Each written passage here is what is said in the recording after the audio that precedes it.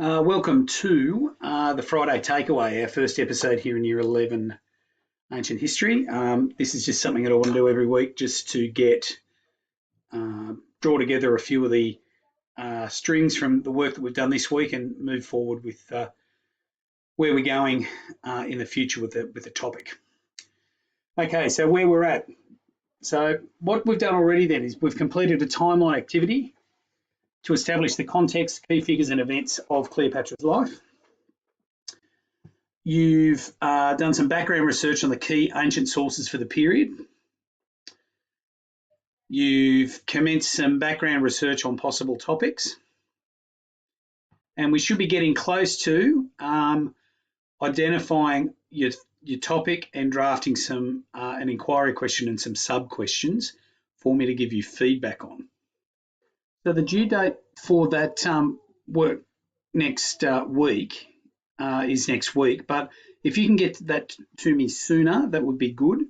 When you've got it done, just let me know that you've got it done. I can jump into the OneNote and I can have a look at it and give you some feedback as soon as I can regarding that work, all right?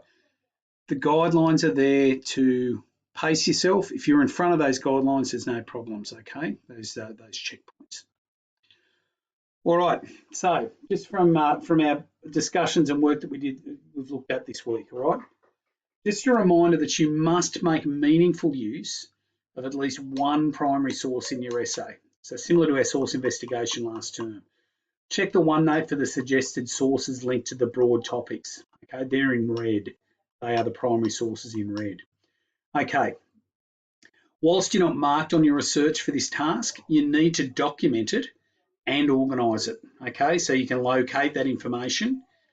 I can also ask to see your research at any point, just so that we can authenticate that the work that you're doing is actually your work, okay? So you see the product of your research in the final essay. That's what allows you to get the marks that you get, the good marks that you get, okay? So, but in terms of a formal grade for your research, you don't get a formal mark for the quality of your research. Just make sure you're doing work in the OneNote and that I can access it. Okay, so that's not too big a deal there. Okay, and nothing new to what I've told you in the past. Rightio, just clarifying what the check-ins are about. Okay. I'll check in work again next Wednesday and Friday. What I'm looking for on Wednesday is that you've seen the week's work and or you've commenced it. Okay, so that can simply be you acknowledging my initial posts in the week with the knowledge that you're not going to do anything for Ancient for a couple of days because you've got other work in front of you. That's fine.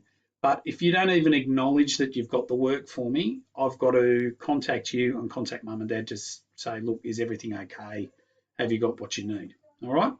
On the Friday, I'm looking for evidence that you've completed or you've gone close to completing the stuff that you should have done during the week. Now this is a bit fluid for you guys at the moment because we're doing a research essay, but I still need to see progress each week. All right. If I can't find it, if it's not progressing, and I don't know why it's not progressing, like you've been ill or whatever, that's when I'll contact home and just let mum and dad know that we're falling behind. Okay.